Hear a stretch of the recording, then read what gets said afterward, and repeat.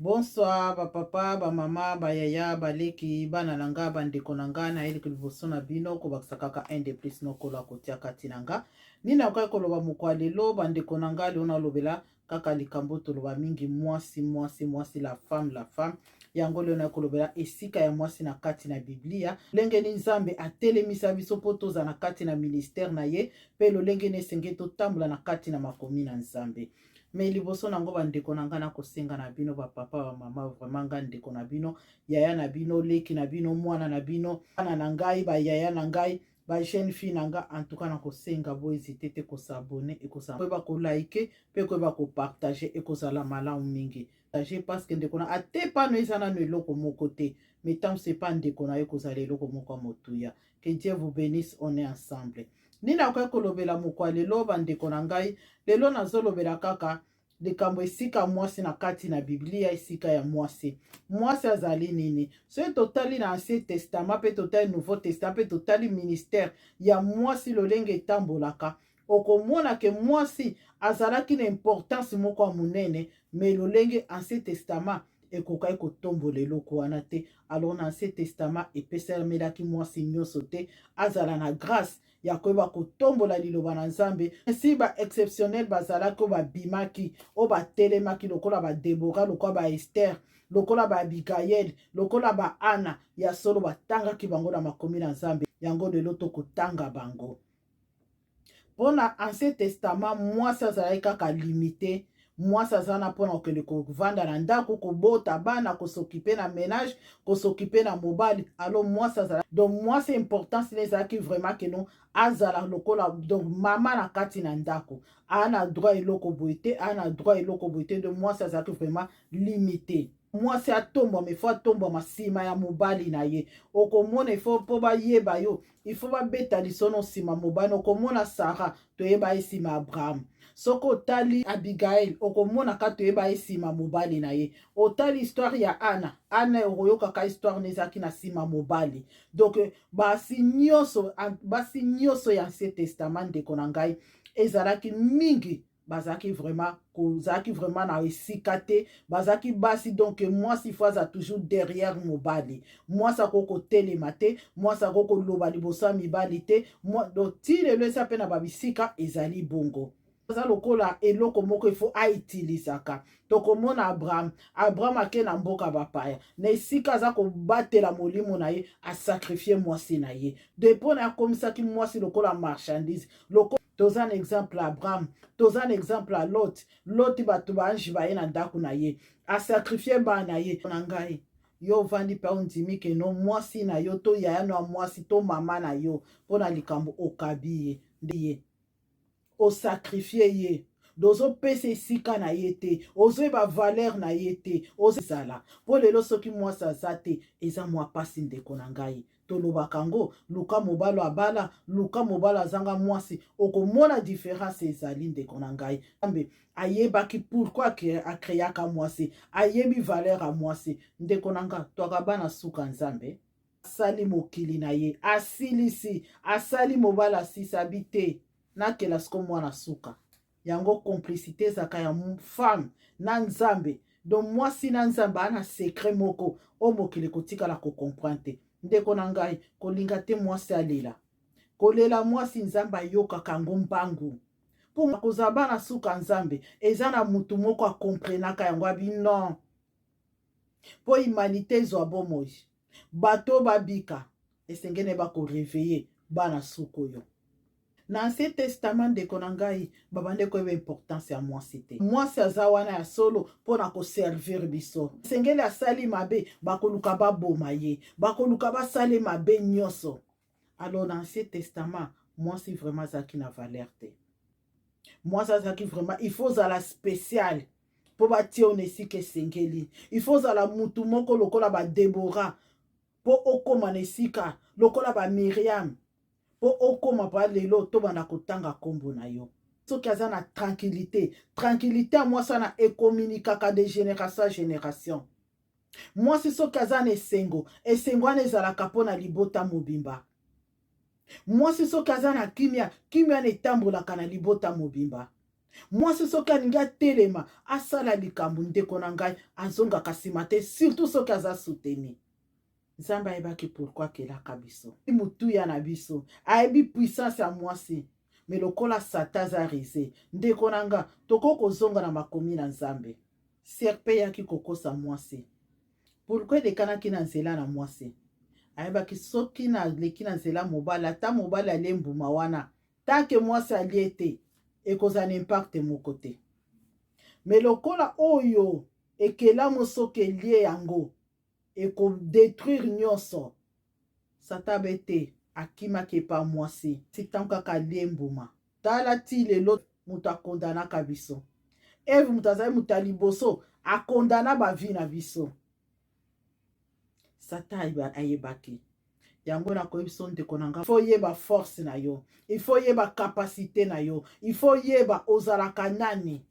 Mwasi tanko miyebi teke ozalaka nani, kozaka mwana suka Nzambe. Mabolongo no na se. Et kotambola kati na crainte de Dieu, obéissance, amour de Dieu. Ndeko na nga, Nzamba yokaka mungonga muto ya mwana ne ya suka. Surtout soko oza obéissante, oza wana koyanolo ndeko na ngai. Na koliye bisoke mwasi aza na force mususu. Muto mibengi mwasi. Mwasi nazo bariza kaka te kolata kitambala na mutu nde na lati liputa na ngade ya ba mois de la femme.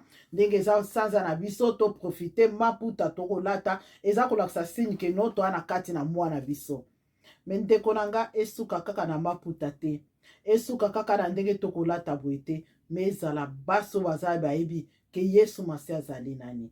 Telemi kati na solo, atelemaka ya solo. Me soki mwasi alobi avanda, avanda kape ya solo. Po sata yebi, po soki abi avandisa ye, a détruit bomo ine, a détruit bomo ya génération de génération.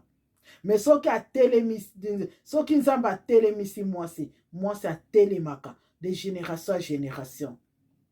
Toa bana suka, yani loko moko Nzamba tia kati na biso, o mokili kotikala ko comprendre. Ndeko na nga yeba ke biso na Nzambe toyebani.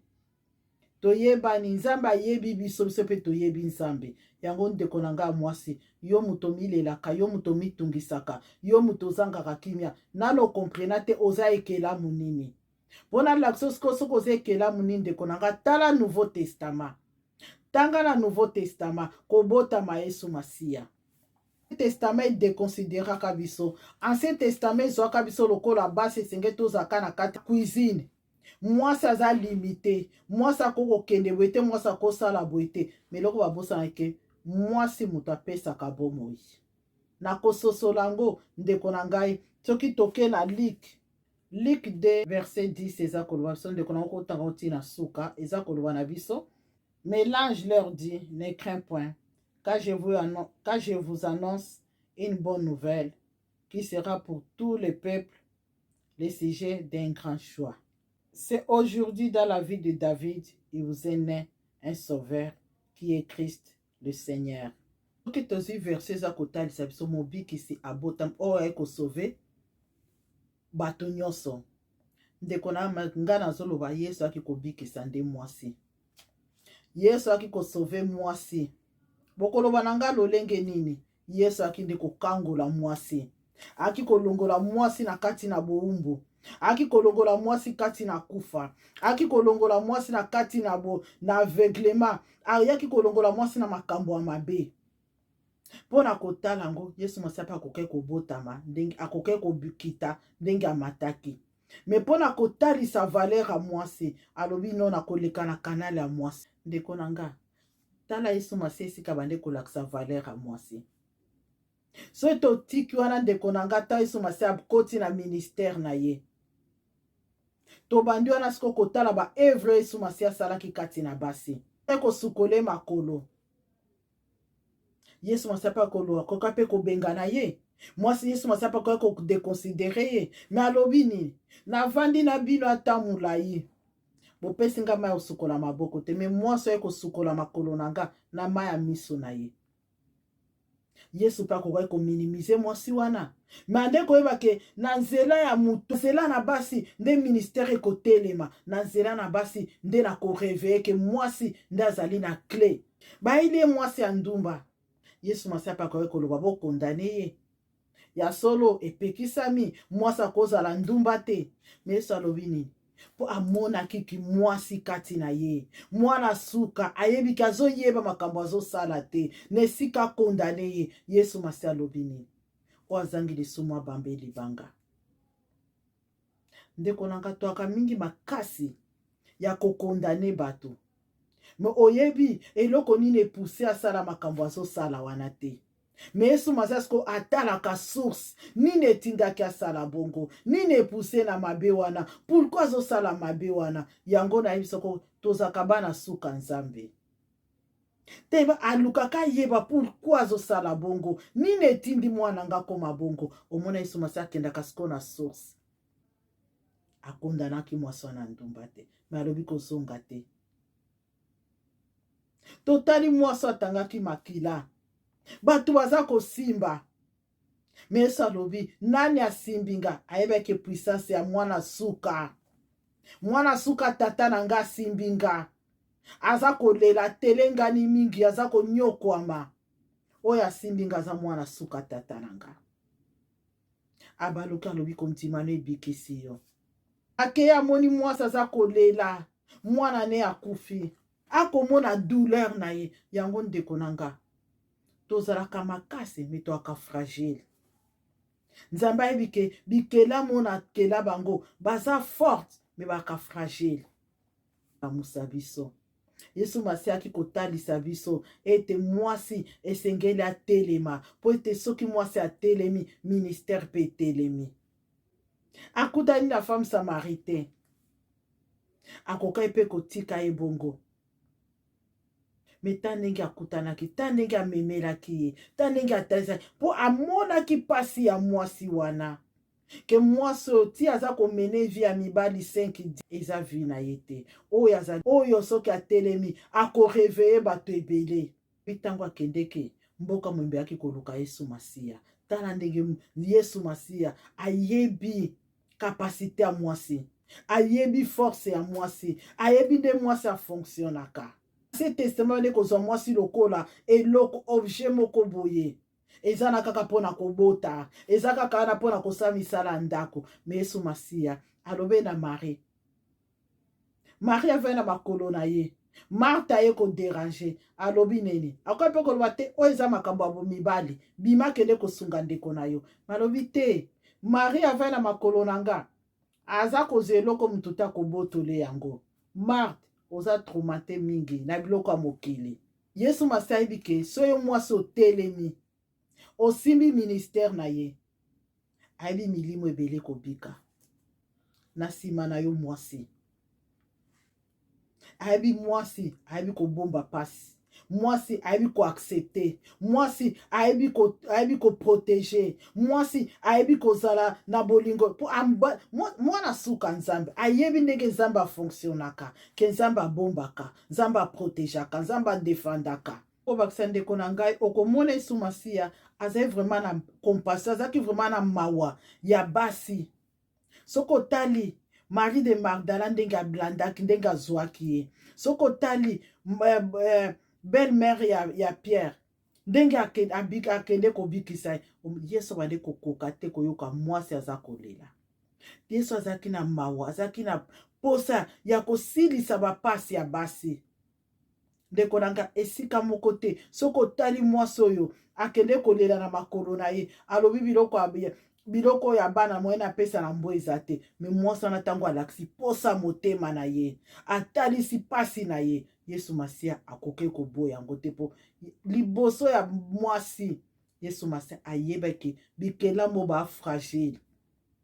Soki aza kolela alelaka ya solo, soki aza koseka ya solo, soki aza kosenga ya solo. Ndeko na ngai Yesu Masiya ayebaki mwasi aza eloko nini, force ya mwasi, kapasite na ye. Bongo ndeko na ngo yebisa ke non, ndenge naza boye nga vraiment nazoyeba te nini nasala, eloko nini akokende. Ndeko na nga oyebi nini esengeli osala.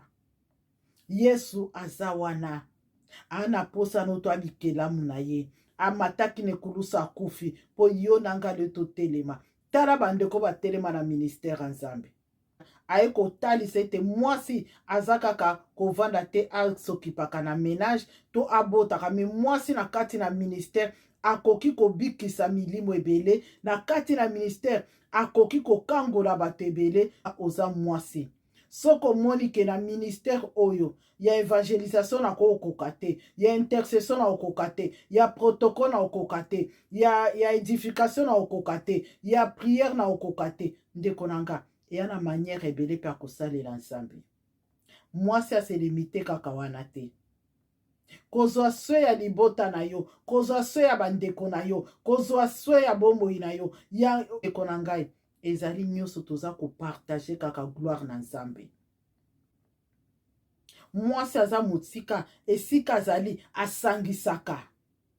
Po Yesu Masiya eloko atinga kotalisa biso te toali basi. Mwasi soki atelemi asangisi epesaka bomoi.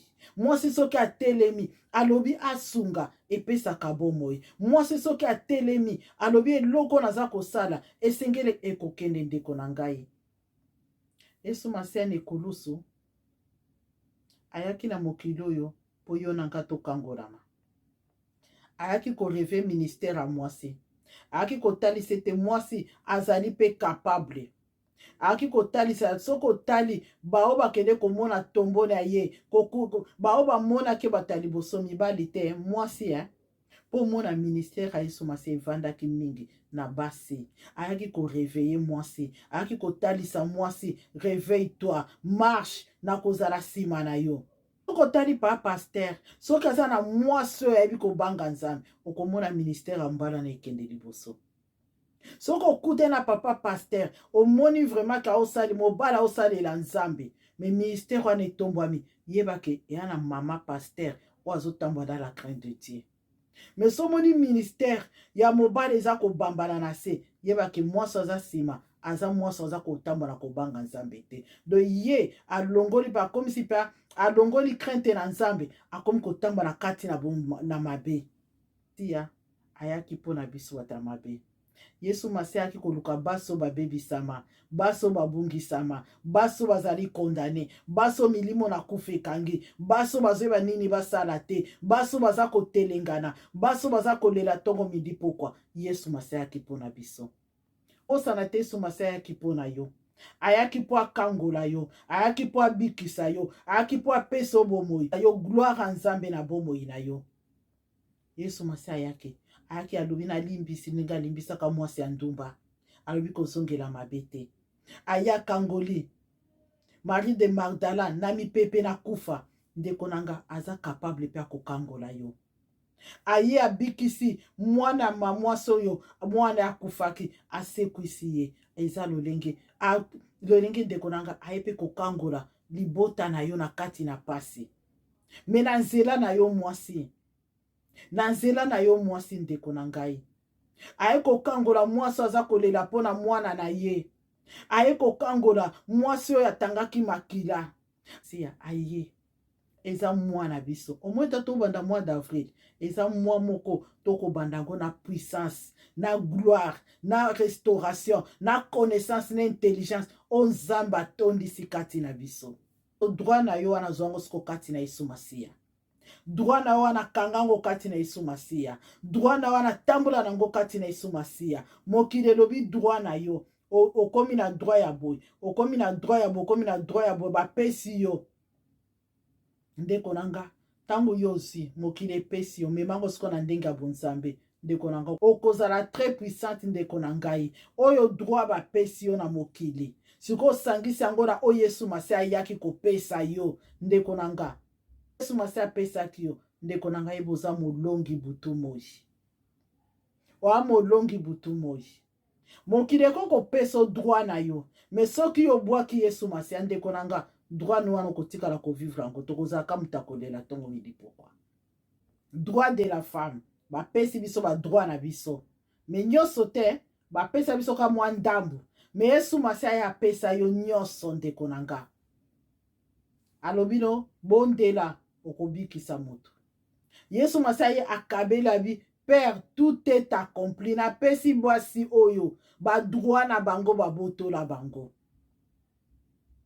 yango mona ndeko na nga so mwasi atelemi surtout na bana ilanga na nzambe to na libondeli to na kosenga nzambe akokokangela biso mitema te tomona yango droit na nga na libala na nzambe omoni limite eza mais Yesu Masi alobi venez à moi vous tous qui fatigués chargés yaka sikoyo Yesu Masi asikoya biso mwasi omoni oza mwasi droit na ye eza 1 2 3 4 5 omoi so ogangeli mipepe mabe kokima omoni soko otambola na kobanga nga na kopambola yo omoni soko nzambe aza kopesa biso sikoyo eza badroit na biso ndeko na nga Satan zakarise so ayebi koyebi yango te nde aka koaveugle biso Satan za rise ntango azoyebake mama Josiane aokomprendre droit na ye te wana Satan ye akundi yo Satan lisusu ayaleso apesi yo mbuma yo mpe na kozanga koyeba ozwi olie okomi koluka sikoyo bato nyonso oza tout autour no mpe balia mbuma wana te ndeko na ngai yeba droit no kati na Yesu Masiya mwasi femme telema yeba droit no kati na Yesu Masiya yeba droit ni Yesu Masiya apesa yo yeba droit nini oyo Yesu Masiya aka kotalisa yo droit no kati na Yesu Masiya okotambola moto akotombwama okotambola nsima baprofeti te okotambola nsima bapaster te okotambola nsima ya moto te mokotambola avec assurance ferme parce que oza na badroit na yo oyo Yesu Masiya apesa yo mais na ignorance yango mona Satan aka koaveugle biso ozwi badroit no okitisi na se okomi koluka oyo ezali ya yo te okomi komema bafardo oyo eza ya yo te ndeko na nga mwasi yebake mwasi aza ekelamu ya suka ya nzambe nzambe alingi biso mingi nzambe aza na posa na biso nzambe Yesu Masiya posa na ete biso totambola balongi butu moi Yesu Masiya aza na bomoi obengami mwasi telema kati na Yesu obengami mwasi tambola kati na Yesu obengami mwasi tombola motu kati na Yesu obengami mwasi misala nosala kati na Yesu obengami mwasi lala kati na Yesu lamuka kati na Yesu Masiya ndeko nanga okotambola na badroit no nyonso Satan botola okotambola na badroit no nyonso basila kokanga okotambola na badroit no nyonso basila kokunda okotambola na badroit no nyonso oyo esila kozangisa bomoi ata mabe telemi ata molile telemi ata kufa etelemi me tanke Yesu Masiya asili kopesa badroit na yo ndeko nango kotambola molongi po ete Yesu Masiya alobi tout est accompli sur la croix de Golgotha epai yaki aforme pendant 3 ans akutani na basi abikisi abengani milimo mabe akangoli abikisi bamaladi asekwisi apesi bomoi aintervene aliesi bango liloba ndeko na bongo loba ete ngai Yesu Masiya ayokaka nga te ndeko nango oza na Ancien Testament te wana Nouveau Testament Yesu Masiya aki mpona kolamusa biso na Nouveau Testament Yesu Masiya aki kolamusa basi na Nouveau Testament Yesu Masiya aki kotraite na basi na Nouveau Testament Yesu Masiya aki kopelisa mwinda koloba ete tala bato bakende komona bato ya liboso na tombo bana basi mibali babatamaki mpona koyeba bolingo wana ya bana suka bolingo wana onza bolingo wana ya bana suka bolingo Yesu Masiya apesa biso bolingo wana ye moko tema bolingo akomunika biso yango balobaka yango nalobaka mwasi ayebi nzambe nzambe ayebi mwasi mpona nsima kosala mwasi babi mobali alalaka o mwasi amoni pa nzambe yango atambolaka na yango po mwasi soki abi alingaka solo alobi soki abatelaka solo alobi soki asala likambo asalaka na solo alobi soki atambola kati na solo me soki alobi asiliki epai aka kobebisa na désordre po ayebi ne mabe te alota bapusake na mabe ayeba ndenge akosala mabe te asalaka mabe na désordre yango komona mwasi so osala mabe asalaka ngo kaka na désordre me mobali asalaka likambo na ordre po mwasi ayebi kosala mabe te alotango asalaka ngo na désordre etikaka bakatastrophe na bakatastrophe yango bato bayebi balingaka mwasi aza toujours na esika na ye po soki abungisi esika na ye ezalaka bakatastrophe ndeko na nga mwasi tambola na kobanga nzambe ndeko na nga mwasi tambola na kobanga nzambe po bakatastrophe na biso mabe na biso etikaka bilembo ya mabe. Alo koluka te ozala Eve o lelo okondana mokili, koluka te ozala Eve oyo amema pasi na mokili, koluka te ozala Eve oyo amemela biso trouble. Heureusement ba Debora baya, ba Ana baya, ba Abigail baya, ba Marie Magdala baya pa kotalisa biso comment qu'on marchait siko dans la grâce de Dieu. Elisabeth, le temps bango baye babandi kotete mwasi esengeli azala boye, mwasi esengeli atambola boye, mwasi azalaka boye, mwasi akendaka boye, mwasi azongaka boye, wana bilembo. Kasi soki olobi okoma Eve, totikaka baskandale. Tala skandale Eve atikela biso. Yango balobaka mwasi soki asiliki eza po adétruire, mais soki alobi alinga eza po aconstruire. Ndeko nanga mwasi yo moko yebi bapuissance na biso, tosalela yango na ndenge ya mabe te, tosalela yango na ndenge ya Yesu Masi atikela biso. Alobaki aye kopesa biso bomoi. Bomoi Yesu Masi aki kopesa biso, toyamba yango, tokanga yango, tosimba yango, totambola kati na yango. Na esika droit pe mokili kopesa biso, tosangisa yango na Yesu Masi, totambola nango elongo, tokomona gloire na Nzambe. Na moke na ngai na partager na tina ya mwasi na esika ne kati na iloba na Nzambe. Ndeko na nga tiki ete Nzambe alola kozanga kopambola bino te. Moi de la femme, lolenge tosili koyamba yango, tiki ete gloire na Nzambe e accompagne. Bapesa yo tiki ete Yesu Masi ayaki na mokili oyo mpona kopesa biso lisusu droit wana, koconfirme oke eza na biso na maboko, totambolaka nango butu moi. Que Dieu vous bénisse. Mendeko nanga kobosana kosabone te. Soko kolanda video tina suka, abonne-toi, Dieu ne manquera jamais de te bénir. Que Dieu vous bénisse. Merci beaucoup.